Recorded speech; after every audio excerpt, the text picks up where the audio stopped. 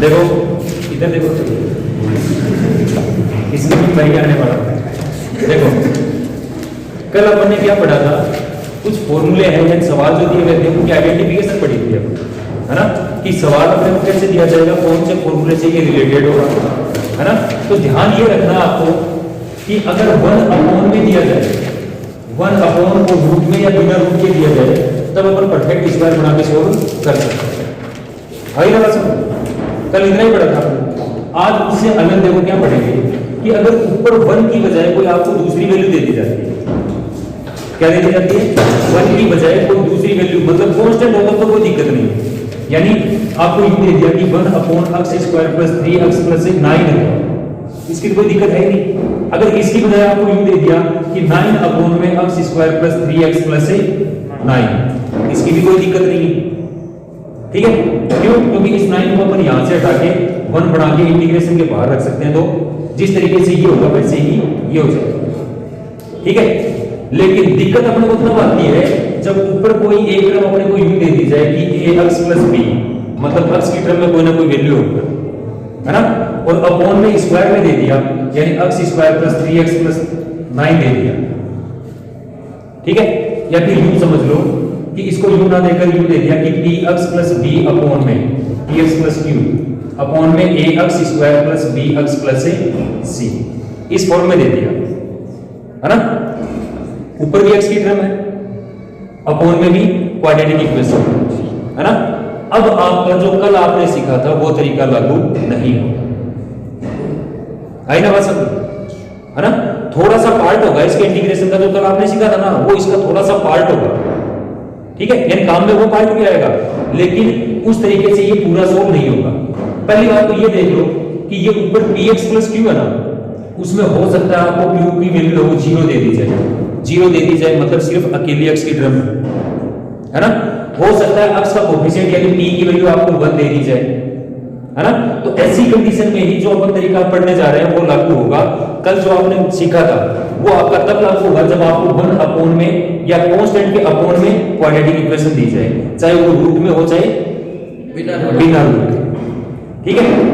तो देखो अगर ये u दे दिया जाता है आपको ax + b या bx + q upon ax² + bx + c के रूप में दे दिया जाता है, तब अपन इसको कैसे सोल्व करें? देखो इसको सोल्व करने का तरीका आपका ये होता है कि जैसे इक्वेशन लेके चलते हैं अपन कि 2x + 1 अपॉन में 3x² + 7x + 9 दे दिया कि इसका इंटीग्रेशन करना है, तो ये px + q की फॉर्म में है कि नहीं, है ना।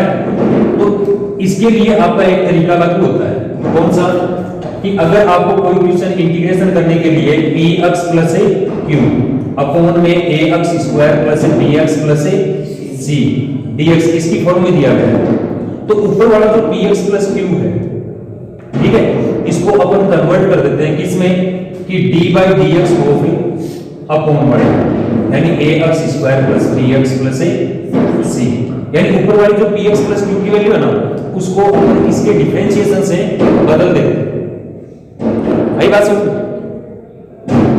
a * d/dx ऑफ ये और प्लस में कोई कांस्टेंट है कैपिटल B, यानी ऊपर वाली वैल्यू है ना, इसके डिफरेंशिएशन को अपन किसी कांस्टेंट a से मल्टीप्लाई करके उसमें कोई कांस्टेंट b ऐड कर देते हैं, जिसको सोल्व करने पर वापस आपकी टर्म क्या बन जाती है, px + q बन जाती है, ठीक है। तो अगर इसको सोल्व करने पर टर्म px + q बन जाती है, इसका मतलब px + q को अपन इस वैल्यू से रिप्लेस कर सकते हैं ना। तो बस यही काम अपन यहां पर करेंगे, यानी यहां पर px + q की जगह पर क्या दिया गया है, 2x + 1, यानी 2x + 1 को अपन रिप्लेस कर देंगे किससे, a * में d/dx ऑफ अपॉन वाली टर्म, तो अपॉन वाली टर्म है 3x² + 7x + 9 और प्लस में कांस्टेंट होगा b, बात आई समझ। अब यहां पर देखो इसके डिफरेंशिएशन में अपने को कोई दिक्कत नहीं, कर सकते हैं। बात रहेगी किसकी, a और b की। तो सबसे पहली बात तो ये कि अपन a और b कैसे फाइंड आउट करें, ठीक है।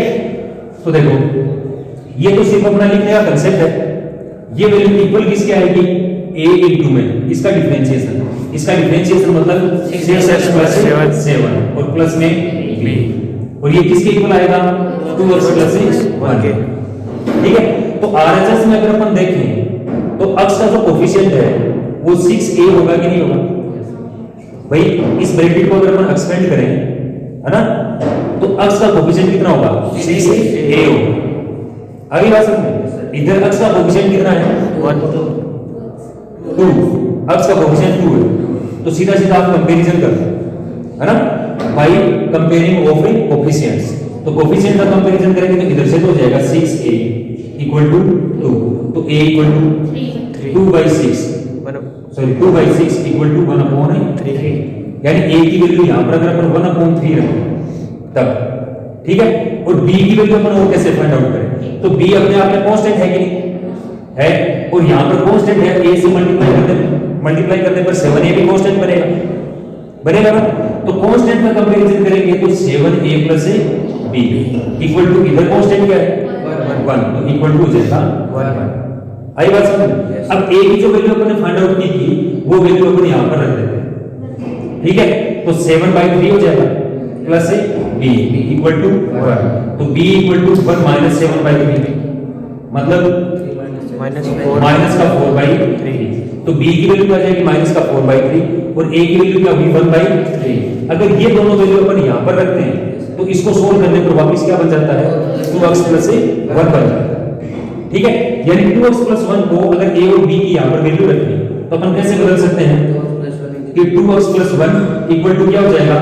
a की जगह अपन 1/3 रख देंगे, इनटू में इसका डिफरेंशिएशन 6x + 7 प्लस में b की वैल्यू माइनस का 4/3 आएगी, तो ये हो जाएगा माइनस का 4/3। इसके अपोन में दी गई टर्म रख देते हैं तो 3x² + 7x + 9, ठीक है। इसके अपोन में भी क्या करते हैं? ये वाली टर्म रख देते हैं 3x² + 7x + 9। तो इसका जो इंटीग्रेशन होगा वो इंटीग्रेशन इसके इंटीग्रेशन के तो इक्वल आएगा ना? यहां तक बात समझ में आई? इसके बाद में क्या करते हैं कि इसका इंटीग्रेशन करें चाहे इसका इंटीग्रेशन करें, यानी ये टर्म बदल के इस फॉर्म में आ गई, किसके कारण? a × d/dx of denominator plus में कांस्टेंट b, ठीक है। इसके बाद में अब अगर अपोन वाली वैल्यू को ऊपर वाली दोनों वैल्यू से अलग-अलग डिवाइड कर देते हैं अपन, है ना, तो अलग-अलग डिवाइड करेंगे तो पहले को डिवाइड करने पर क्या हो जाएगा? देखो 1/3 तो कांस्टेंट है, 1/3 कांस्टेंट है ना, बाहर रख देते हैं इंटीग्रेशन में, क्या हो जाएगा? 1/3 इंटीग्रेशन हो, ऊपर बच जाएगा 6x + 7 अपॉन में वापस से 3x² + 7x + 9 dx, ठीक है। b की वैल्यू क्या बच गई? माइनस का 4/3। इसको डिवाइड करेंगे तो -4/3 को अपन बाहर निकाल लेते हैं, और ऊपर क्या बच गया? 1 अपॉन में 3x² + 7x + 9 dx। अब देखो ये जो इक्वेशन थी ये अपने पास दो पार्ट में टूट गई अलग-अलग, है ना।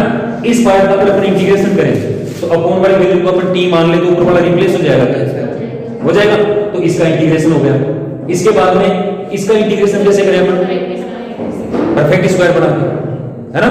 तो इन दोनों का अगर इंटीग्रेशन हो जाएगा तो वो इंटीग्रेशन इसका होगा कि नहीं होगा, और अपने को इसी का इंटीग्रेशन करना। आगे ना बात समझ? तो अगर अपॉन में आपको क्वाड्रेटिक इक्वेशन दी जाती है कांस्टेंट के अपॉन में, तब तो कल जो फॉर्मूले बताए थे वो लागू हो जाएंगे। और अगर आपको क्वाड्रेटिक इक्वेशन ना देकर px + q अपॉन में क्वाड्रेटिक इक्वेशन दी जाती है ना, तब अपन ये वाला तरीका लागू कर देते हैं। कौन सा? ये वाला, कि px + q है ना, उसको अपन रिप्लेस कर देते हैं कि a * में d/dx of ax² + bx + c plus में कांस्टेंट है b। बात पल्ले पड़ी? यस सर, समझ में आया? चलो, इसके बाद में अगर मान लो कि आपको कल एक चीज मैंने और कही थी कि ध्यान रखना, एक बात पर ध्यान देना कि जो अपॉन में अपने को इक्वेशन क्वाड्रेटिक इक्वेशन दी गई थी कांस्टेंट के अपॉन में, कि इसके फैक्टर भी संभव है कि कही थी ना, कि ध्यान रखना, ये अपने को एक कांसेप्ट सिखाएगा, ठीक है। तो देखो कल वो क्वेश्चन क्या था, चलो कोई भी एक अपन इक्वेशन ले लेते हैं, जो ध्यान रखना थी क्या, 1 अपॉन में एक इक्वेशन, यानी जैसे x² + 3x + 2 मान लिया dx, इसके दो फैक्टर संभव है, x + 1 और x + 2। आगे ना बात समझ? अगर ये फैक्टर संभव हो तो ऊपर वाले वैल्यू चाहे अपने को इस फॉर्म में दी जाए, है ना, चाहे 1 में दी जाए, चाहे अपॉन में x³ दिया जाए, कैसे भी दिया जाए, ठीक है। तब इसका अपन पार्शियल फ्रैक्शन है वो कर सकते हैं। मतलब जैसे मान लो यहाँ पर यू दे दिया आपको कि 2x प्लस 1 ही दे दिया, भाई सेम ही है दोनों, मतलब ऊपर वाली वैल्यू देती है अपने को 2x प्लस 1 अपॉन में x square plus 3x plus 2।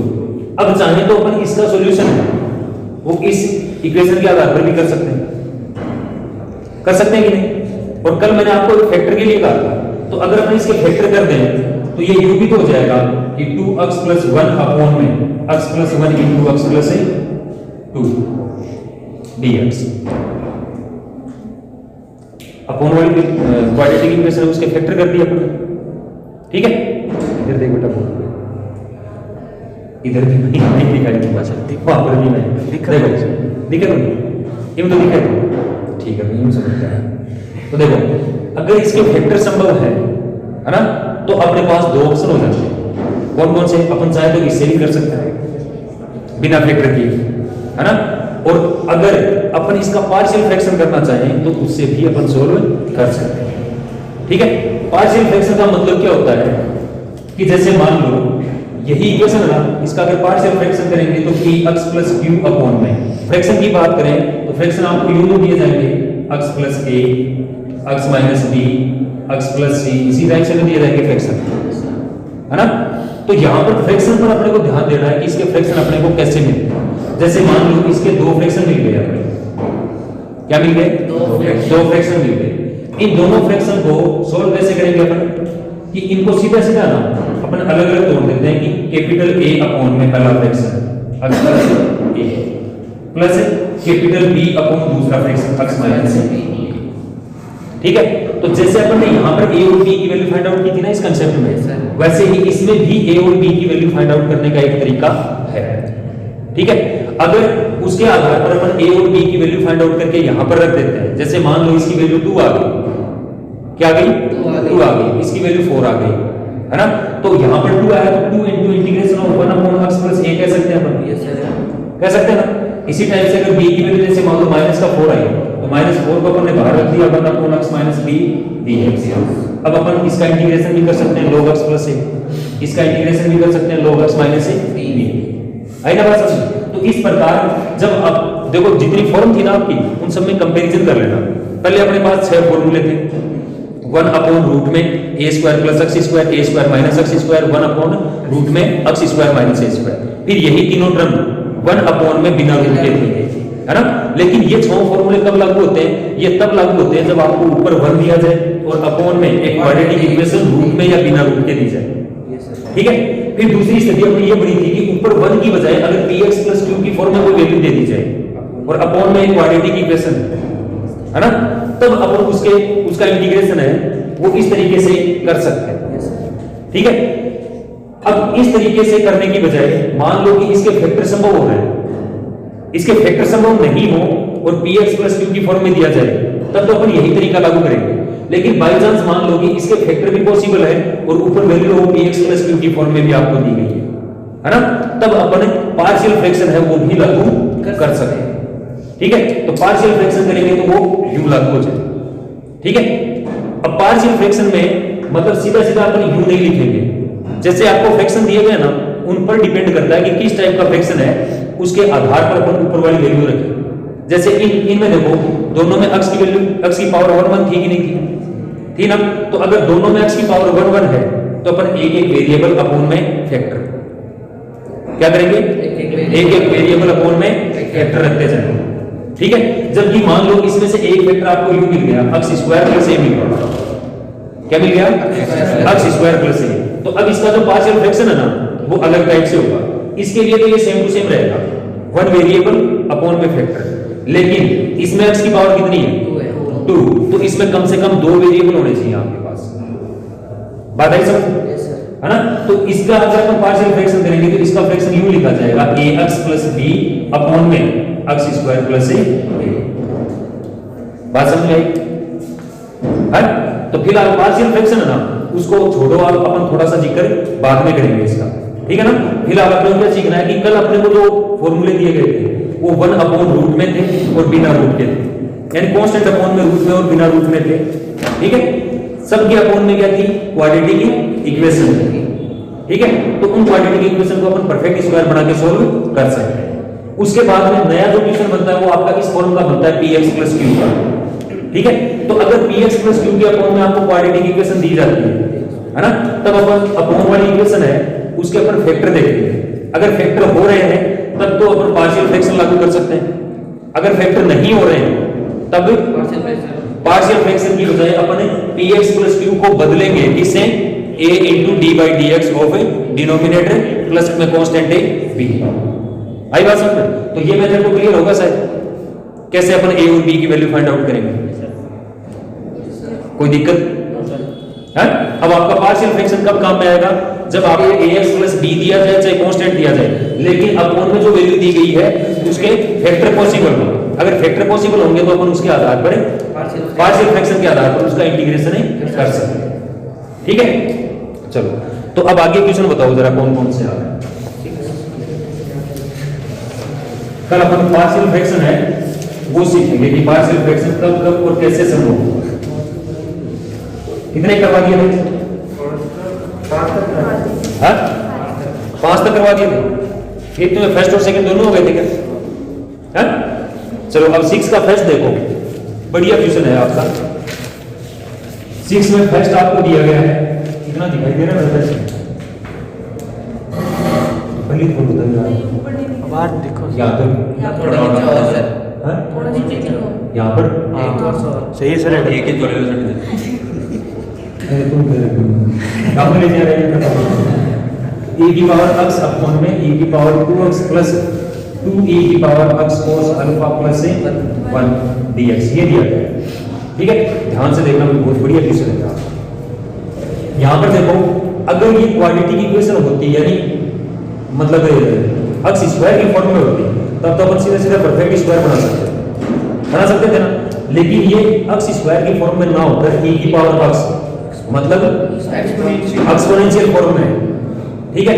तो क्या यहां से अपन यूं कर सकते हैं इसको कि ऊपर वाला तो e की पावर x तो ऐसा कैसा और अपॉन में क्या हो जाएगा e की पावर 2x से इसको अपन e की पावर x का होल स्क्वायर लिख सकते हैं और प्लस में 2e की power x into cos alpha plus 1 dx, ठीक है। अब यहां से अगर अपन e की पावर x को t पुट कर देते हैं तो ऊपर वाला e की पावर x तो सब्स्टिट्यूट हो जाएगा, ये t स्क्वायर बन जाएगा, ये 2t cos अल्फा बन जाएगा और ये प्लस का 1 बन जाएगा, ठीक है। कोई दिक्कत नहीं है ना?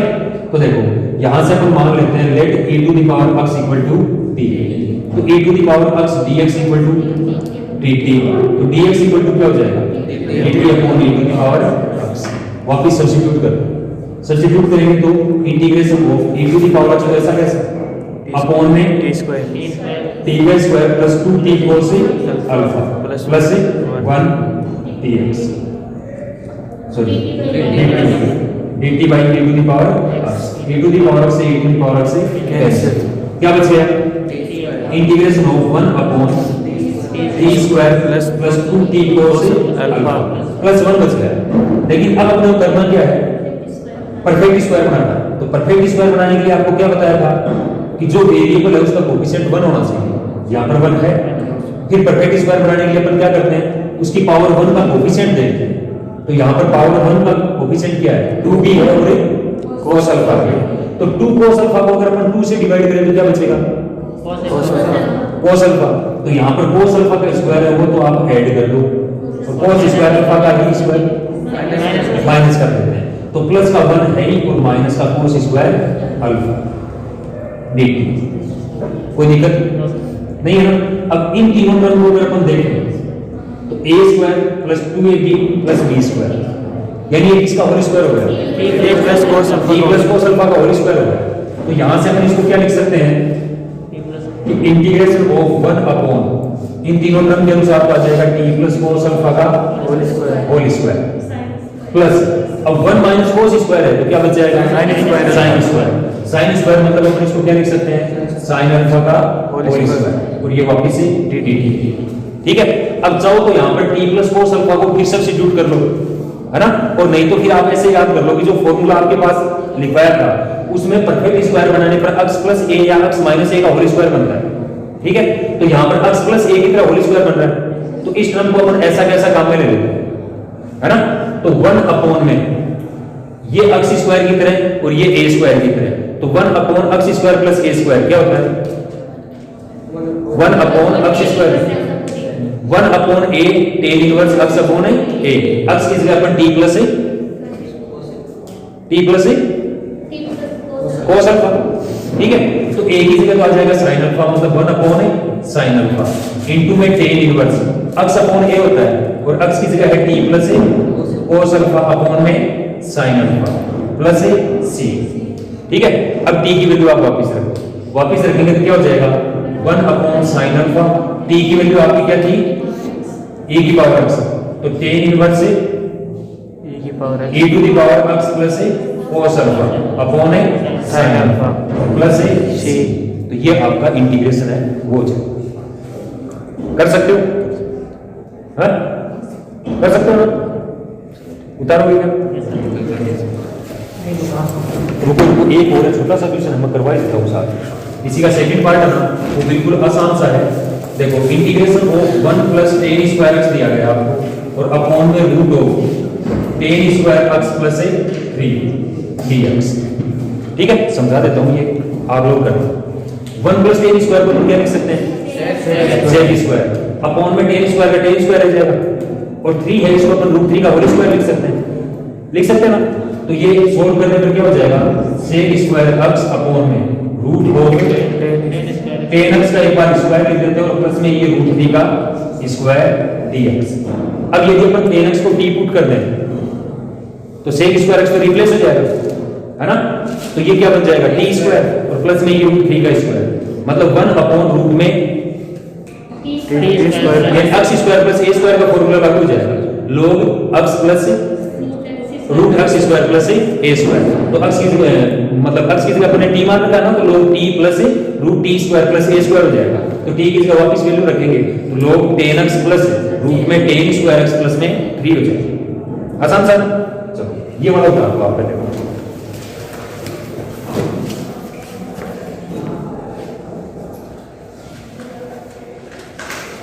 ये समझ में आया ना? Yes sir.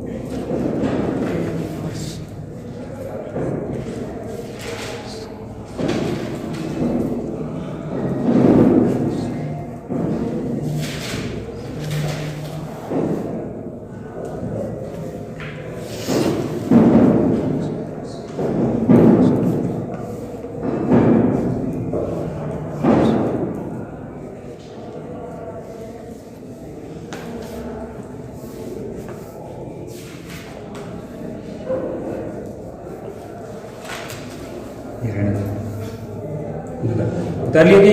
उतार लिया। चलो अब देखो 7th और 8th के जो क्वेश्चन है ना, वो दोनों ही आपके बढ़िया बढ़िया क्वेश्चन है। 7th में थोड़ा सा आपको परफेक्ट स्क्वायर बनाने पे आपको ध्यान देना है।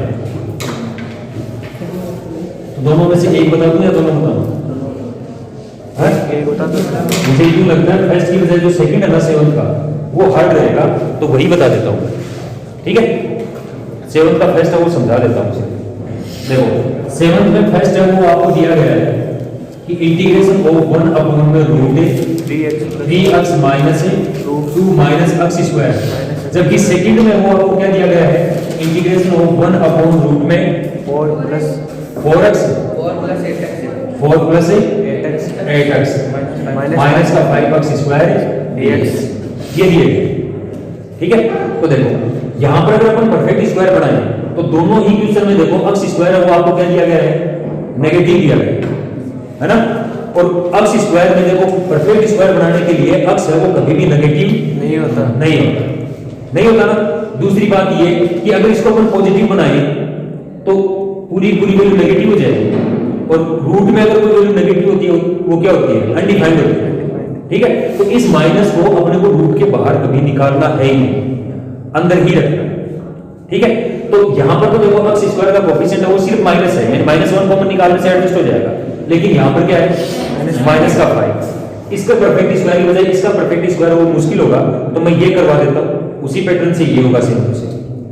ठीक है, तो देखो इसका परफेक्ट स्क्वायर बनाएंगे तो इंटीग्रेशन ऑफ 1 अपॉन रूट में सबसे पहले तो अपन क्या करेंगे, माइनस कॉमन निकालेंगे, और माइनस ही क्यों, x स्क्वायर का कोएफिशिएंट है वो 5 दिया गया है, तो अपन -5 को कॉमन निकालें, तो अपन ने -5 को कॉमन निकाल लिया, क्या बच गया, x स्क्वायर के प्लस का होगा, 8x में से अपन माइनस का 5 कॉमन निकालेंगे तो माइनस का 8 बाई 5x हो जाएगा, है ना, और 4 में से कॉमन निकालो तो माइनस का 4/5 dx।